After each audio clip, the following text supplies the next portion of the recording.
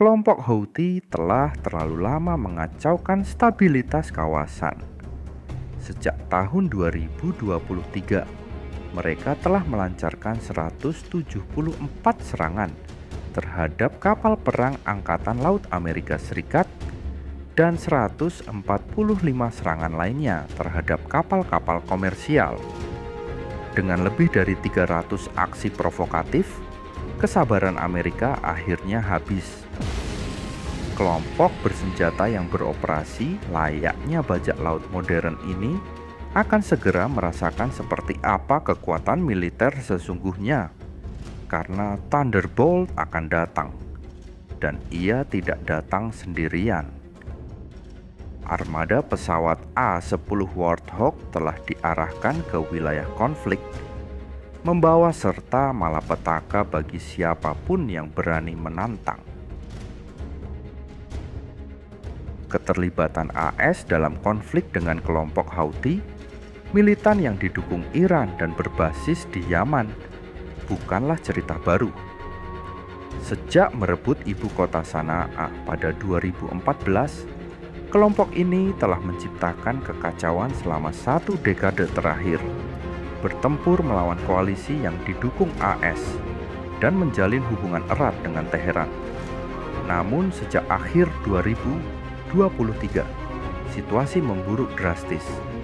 Houthi mulai menargetkan kapal-kapal di Laut Merah, menenggelamkan, menyita, bahkan membunuh pelaut-pelaut sipil dalam prosesnya. Ini bukan sekadar aksi terorisme biasa, melainkan bentuk nyata perang ekonomi. Volume pengiriman di Laut Merah anjlok hingga 70%, dan beberapa perusahaan bahkan dipaksa membayar biaya perlindungan kepada Houthi demi keselamatan pelayaran mereka. Dunia menyaksikan bagaimana pemerasan maritim ini berlangsung. Kelompok Houthi mengklaim aksi mereka sebagai solidaritas untuk rakyat Palestina di Gaza. Namun kenyataannya, ini lebih tentang kekuasaan, pengaruh, dan keuntungan strategis. Akhirnya, AS mengambil langkah tegas. Sanksi, intersepsi, dan serangan terbatas berkembang menjadi kampanye militer besar-besaran.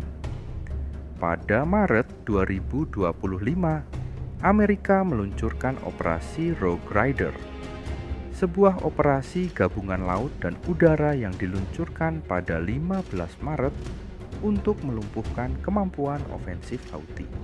Targetnya jelas, sistem radar, pertahanan udara, peluncur rudal, dan semua yang berpotensi mengancam kapal, serta personel AS di Laut Merah dan Teluk Aden. Komando Pusat AS, CENTCOM, menyebut operasi ini sebagai 24/7 non-stop tanpa kompromi. Pesannya gamblang, Amerika tidak lagi bermain defensif. Sebagai bagian dari eskalasi ini, lebih banyak kekuatan dikirim.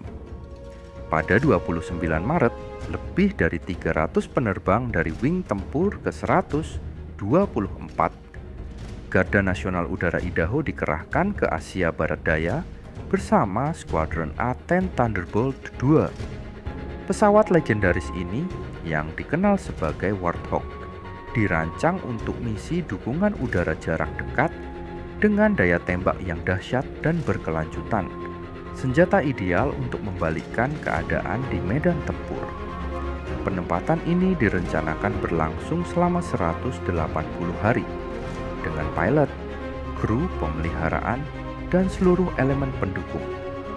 Ini bukan pasukan baru, mereka adalah veteran tempur, berpengalaman di Irak, Suriah, dan Afghanistan.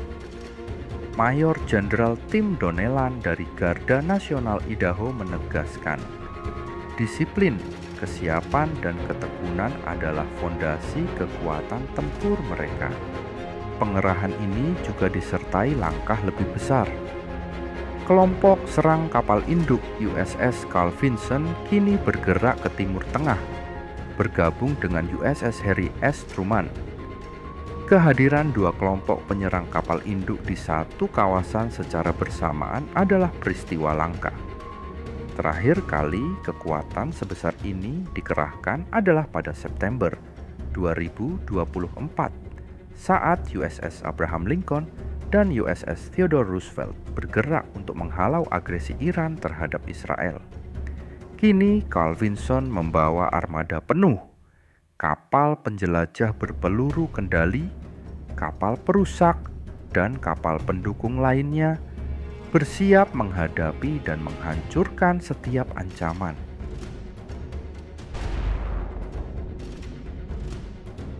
Sementara itu, grup serang kapal induk Truman telah aktif sejak Desember 2024, mencegat puluhan drone serang Houthi dan menggagalkan setiap upaya mereka. Dan untuk memastikan pesan kekuatan ini benar-benar dipahami, Amerika Serikat mengerahkan pesawat pembom siluman B-2 Spirit ke pangkalan strategis Diego Garcia di Samudra Hindia. Keberadaan B-2 di kawasan ini adalah sinyal serius. Cukup dekat untuk menyerang Yaman dan cukup mematikan untuk membuat para militan Houthi gemetar ketakutan. Pesawat A-10 Thunderbolt II atau Warthog bukanlah nama asing di Timur Tengah. Sejak konflik Israel-Hamas meletus pada Oktober 2023, Warthog sudah berpatroli intensif di kawasan ini.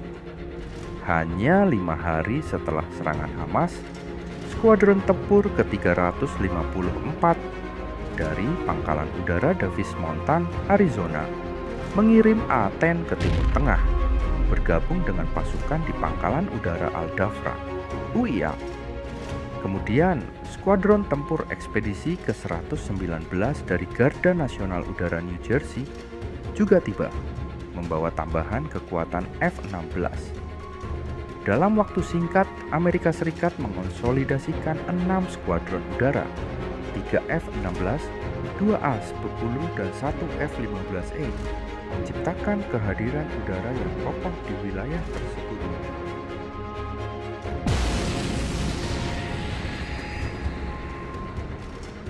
Kontribusi A-10 tak hanya soal jumlah. Pesawat ini telah menjadi tulang punggung dalam berbagai operasi besar. Pada 2020, Warthog berperan penting dalam Operation Freedom Sentinel dan Operation Inherent Resolve, menghancurkan infrastruktur vital ISIS.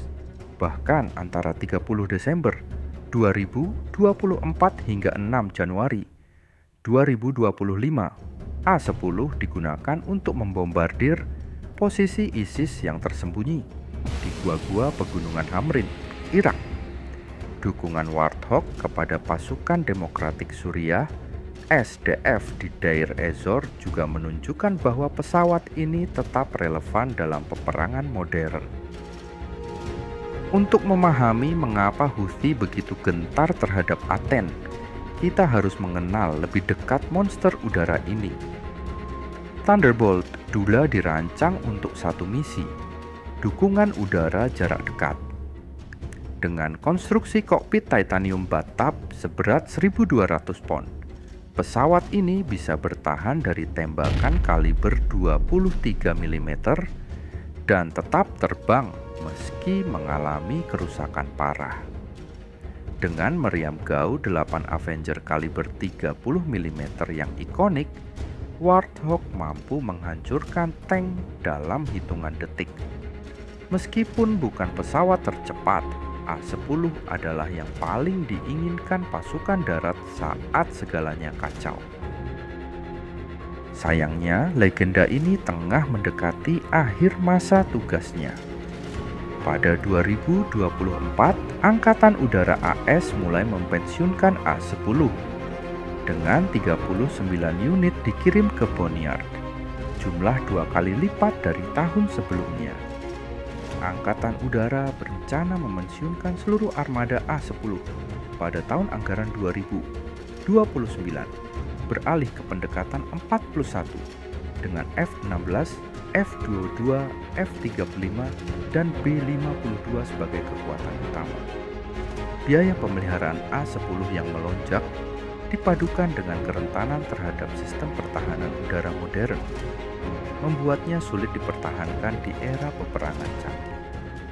Meskipun begitu, bagi banyak tentara AS, A-10 tetap menjadi malaikat pelindung sejati di medan perang.